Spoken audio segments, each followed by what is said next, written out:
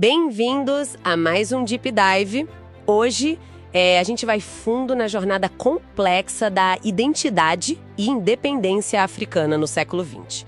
É uma história cheia de sonhos de unidade, mas também de realidades bem fraturadas. Olha, temos fontes aqui que cobrem desde o comecinho o surgimento do pan-africanismo, sabe? Passa pela onda de descolonização depois da Segunda Guerra e chega nos desafios, assim, bem complicados das novas nações, principalmente o peso daquelas fronteiras coloniais. Ok, vamos começar por aí, então. Como é que essa ideia de uma identidade africana única, o pan-africanismo, como é que ela brotou num continente com, mais de 800 etnias, 1000 línguas, e tudo isso sob o domínio europeu? É uma diversidade enorme. Exato, essa é a grande questão inicial, né? As fontes mostram bem essa tensão. Começou lá no fim do século XIX, como uma resposta mesmo, direta a essa dominação. A pergunta era, como criar unidade? E aí teve um debate, sabe? Intelectuais como Cromwell, por exemplo, focavam mais na ideia de raça. Ah, a raça como elo comum. Isso. Já outros, como Blyden, buscavam mais na história, na cultura original, pré-colonial. E o W.E.B. Du Bois, ele foi bem direto. Apontou o colonialismo como o problema central que precisava ser combatido. E aí entram figuras como Marcus Garvey, né? Que foi importantíssimo. Combatendo o racismo, fundou a UNIA, aquela Associação Universal para o Progresso Negro. A ideia era reforçar o orgulho, a autossuficiência e essa solidariedade, né? Entre africanos no continente e na diáspora. Sim, e o interessante é ver a evolução disso. No início do século XX, as fontes destacam muito o papel dos jovens estudantes africanos. Gente que estava na Europa, nos Estados Unidos, como o Senghor. Eles que realmente impulsionaram a ideia de unidade política. E criaram conceitos como a negritude. Exatamente, a negritude, que era basicamente valorizar a cultura negra, usar isso como base para formar uma identidade política social mais forte, né? Um contraponto àquela desvalorização toda do colonizador. Mas as fontes indicam uma mudança grande depois da Segunda Guerra Mundial, certo? Ela parece ter sido um divisor de águas. Como é que ela afetou os movimentos de independência? Mudou tudo. Drasticamente. A guerra, ela enfraqueceu as potências coloniais. Militarmente e economicamente. E não só isso. Muitos africanos lutaram na guerra, ao lado dos europeus. Sim, verdade. E eles voltaram com outra cabeça, sabe? Com novas perspectivas, exigindo liberdade. O Congresso Pan-Africanista de 1945, lá em Manchester, já reflete isso. Adotou uma linha mais, digamos, socialista, de ação direta pela independência. E surgem novas ideias também, né? Sim. Depois a gente vê líderes como o Patrice Lumumba, que já preferiam falar em africanicidade, uma identidade baseada em ser africano, não só negro, tentando ir além da questão racial para unir mais gente no continente. E as potências coloniais, como reagiram a essa pressão toda? Porque a gente vê abordagens bem diferentes, parece. Sem dúvida.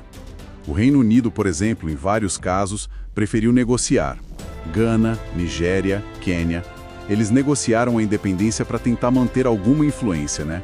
Principalmente econômica, política, pela Commonwealth. Uma saída mais pragmática, talvez. Já a França foi bem mais dura na queda. Resistiu muito. E isso levou a conflitos pesados, sangrentos mesmo. O caso clássico é a Guerra da Argélia, que só conseguiu a independência em 1962, depois de anos de luta. Foi brutal. E Portugal? O material que a gente tem aponta uma postura ainda mais inflexível, né? Qual foi a história ali? Exatamente. O regime do Salazar em Portugal, ele bateu o pé. Recusou-se terminantemente a negociar a independência das colônias tipo Angola, Moçambique e Guiné-Bissau. Muito por interesses econômicos, claro. E o resultado? O resultado foram guerras de guerrilha longuíssimas, muito brutais, que receberam apoio, de países socialistas no contexto da Guerra Fria.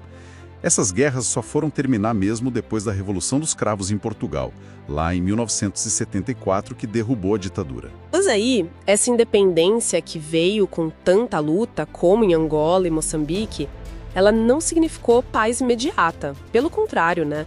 Esses países mergulharam em guerras civis terríveis. E aí a gente chega num ponto crucial que as fontes batem muito na tecla.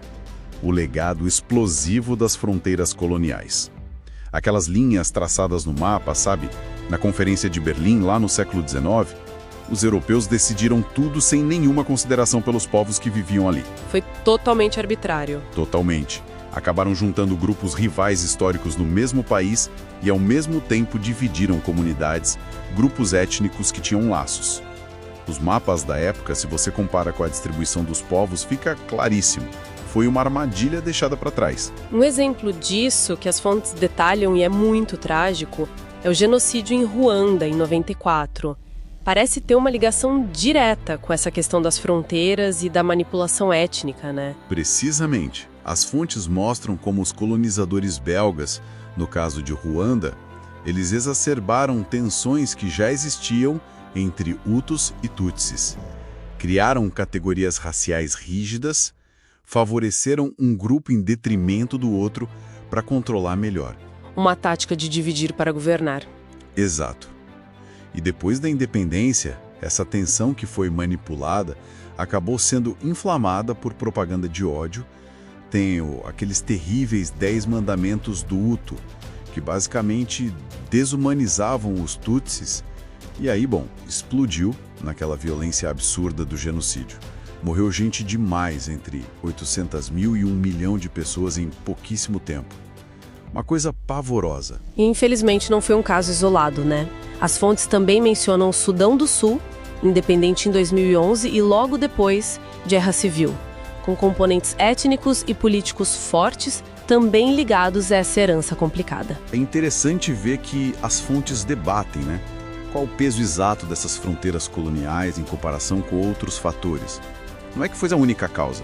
Claro, as escolhas das elites locais depois da independência, a interferência externa na Guerra Fria, tudo isso conta. Sim, é complexo. Muito. Mas essas fronteiras impostas, elas aparecem sempre como um fator fundamental de instabilidade.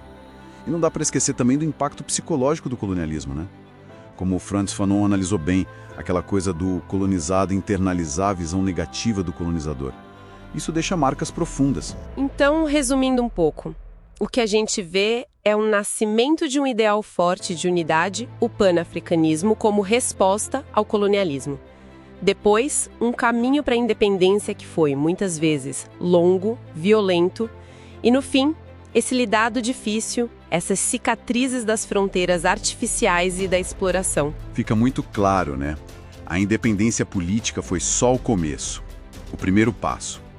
Construir nações de verdade, coesas, funcionais, muitas vezes começando com essas fundações quebradas pelo colonialismo. É um processo contínuo, cheio de desafios enormes. E as lutas foram e ainda são moldadas por ideologias, pela política global, por economia, por tensões étnicas que, infelizmente, às vezes foram e são manipuladas por novas lideranças também. Para a gente fechar, então, um pensamento final para reflexão. Considerando toda essa história de divisões que foram impostas, como será que os desafios que são compartilhados hoje, tipo as mudanças climáticas, a busca por desenvolvimento econômico para todos, como será que eles podem, talvez, remodelar a cooperação e até a identidade no continente africano? Quem sabe criando novas formas de colaboração que consigam ir além daquelas linhas coloniais? Fica aí a pergunta.